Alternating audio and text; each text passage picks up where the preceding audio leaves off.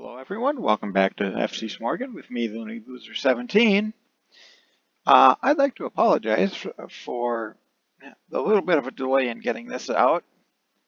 Real life intervened, so I was busy for a few days, didn't get a chance to record this video. Plus it took a little bit longer to get through the off season than I had anticipated, especially for a shorter off season. But now we're on the eve of the Belarusian Cup quarterfinal, which is about a week before the league campaign starts. So I'm going to review what happened here in the off season, who's come up, what sort of expectations there are, etc. The two sides that came up this season are Volna Pinsk, who are in the top flight for the first time on this save, and Slutsk, who just went down not too long ago. As you can see, the bookies have us predicted to finish 6th, which is the best odds they've given us since I moved promoted into the top flight. And if I remember right, the media have us predicted to finish in the same position. Early season schedule isn't necessarily the nicest to us. We open away to Torpedo Zodino, come home to Dinamo Minsk, first 2 matches. I could ask for an easier start, to be fair, but that's doable. As you can see, we had a very successful preseason campaign.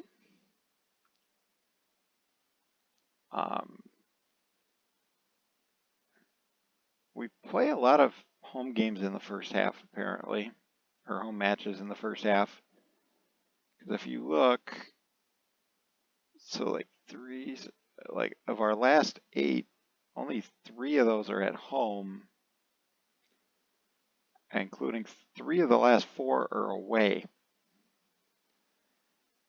And that includes an away date with Bate and an away date with Shakhtar Sologorsk in the last 2 months.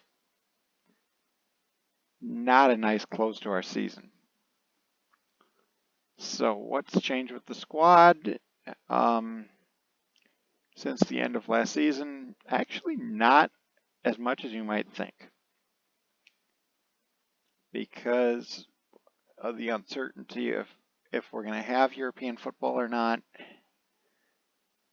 I couldn't go all out and bring in a bunch of people. But I did make a couple signings. A couple guys did leave on free or were released at the end of their deals. First person I brought in, Sergei Melnik from Neiman Grodno. He's going to be the new 4th choice striker option,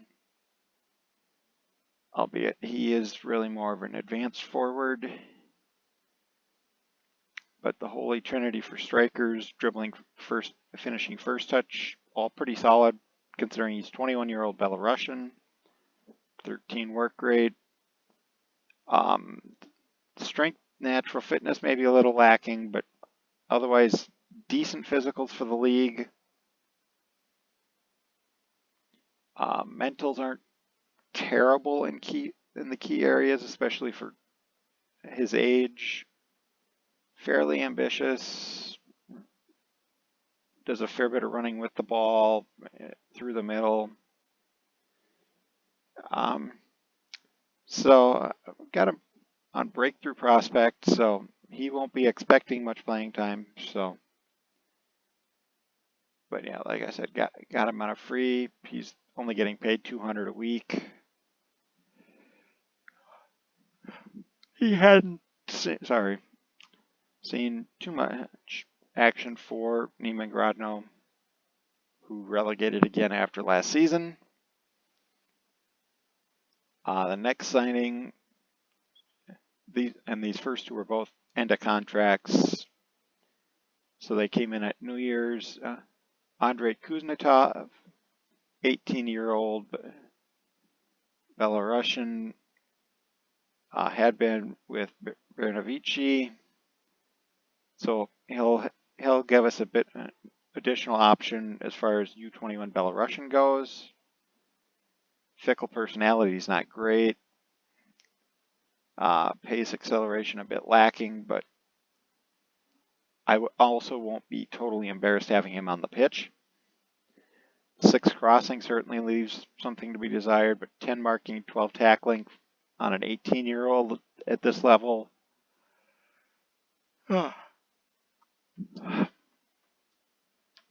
Sorry, I yawn randomly. Not bad. That 16 leadership, if he develops well, because theoretically he has like 3.5 to 4.5 star potential. Currently a 2-star. So there is potential here. The question is if we can unlock it. But he'll be an off the bench option at right back in particular. He also can play left back in a pinch.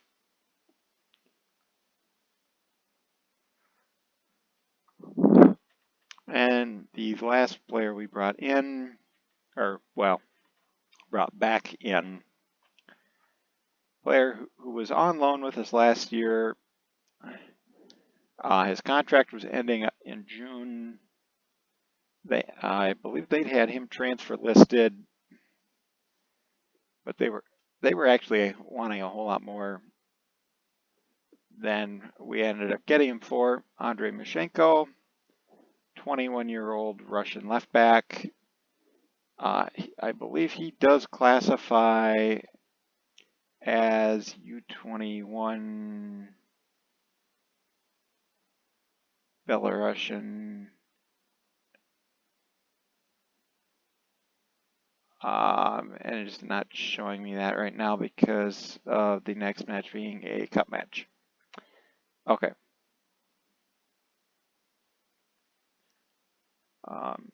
Okay, yeah, let's see. Yeah, it looks like, yeah, okay. It's not actually reflecting it, but up here, but down here it is showing that, yeah, I do have U21 Belarusian. So yeah, he qualifies there. Not really a big surprise. Yeah, because he just turned 21. Because he was born March 9th, it's March 24th. But, so he's actually going to be my first choice left back. Yeah, I got picked and signed him for 23,000 for Lokomotiv Moscow. He had actually gone back to them, and they had assigned him to their B team basically. So lots to like here. Teamwork crossing maybe a bit lacking, composure, but 18 natural fitness, marking, tackling, positioning good. So a lot to like here, and like I said, he'll start at left back for me. So that gives me a regular U21 Belarusian in the lineup, which makes my life a bit easier. So the season will start off with the Belarusian Cup. And if you need a refresher, quarterfinals, we play Dynamo Brest. Dynamo Minsk play Torpedo Zodino. Shakhtar Sologorsk play Volna Pinsk. And Svolovici play Slavia Mozir. Quarters and the semis of the Belarusian Cup are 2-leg ties, home and home. And then the final single leg. This is an important competition actually for us because we're defending the 4th spot in Europe. So either Dynamo Minsk, or Shakhtar Sologorsk need to win the Belarusian Cup, basically. The draw for the semifinals will be after the two legs of the quarterfinals, because it's the semifinal draws here on the 31st. We play tomorrow, and then on the 29th. So we'll know who the 4 semifinalists are before we get to that point. I suppose I should. I normally don't do this, but release players. Okay, and our only departures over the winter were these 3. Alexei Zaleski, 33-year-old center back, didn't play last season. Stenless, who are third-tier Belarus, picked him up actually after we let him go. His physicals had fallen off. He spent like all of last season in our reserves. So hopefully he does a job for them. It was nice having him around, but it got to the point where he was a liability out there, and we had better options. And then Kirill Pakmov, 27-year-old Russian midfielder, could also play defensive mid and center back. With the loaned-in midfielder from Bate, he had really fallen to 5th choice center mid. Only made 1 appearance for us. Honestly, I didn't really need him around, especially because I was able to get the Bate center mid back on loan again for this season. So he was really expendable and chose to leave the club when his contract was up. Only made the 1 appearance for us in the league. I think he spent all last season in the reserves as well. And then finally, nice servant of the club, Roman Provolkin. Branovici's signed him since I let him go. Once I brought in the player from Lokomotiv Moscow to take over the starting left back spot, Provolkin, who had stayed with the club after his contract ran out, was released. Basically, it got his like $300 a week off the wage bill when he was going to be back up at best. But yeah, 32, so he had really aged out. 102 appearances for the club, including 21 last season, 6.71 average rating. He was still doing fairly decent, but his physicals were dropping off, so he was going to be a liability. So it was nice to get him out. Hopefully he succeeds with them. Oh, wait a minute. Board this year want top half.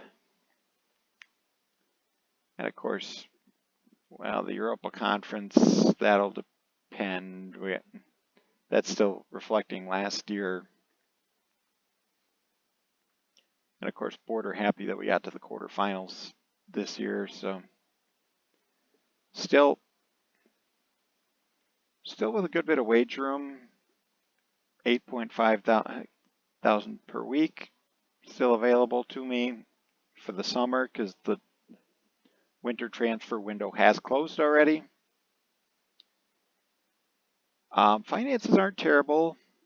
Like I mentioned this last video, we got a significant up boost in sponsorship revenue.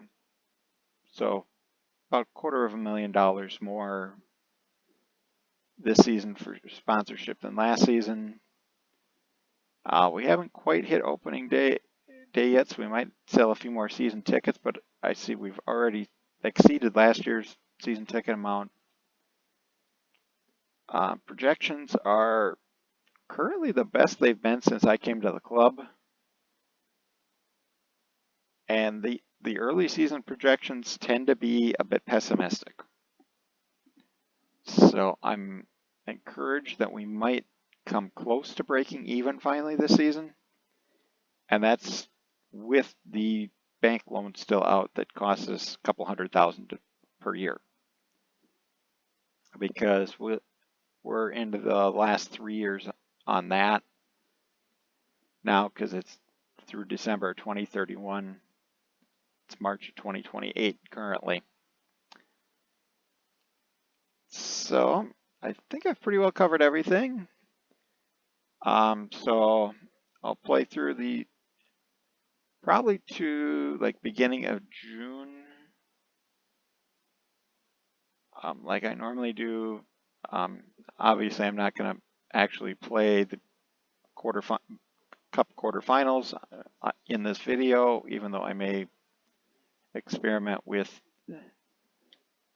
playing matches on these videos as well, because that's something I want to stream. Link to the Twitch channel will be in the description below. So I might, depending on where we're at, play the Bate match in the next YouTube video. I'm not willing to guarantee that, however, particularly at this point. Normally I would show match highlights, but that's preseason friendlies. There's not a whole lot worth showing there.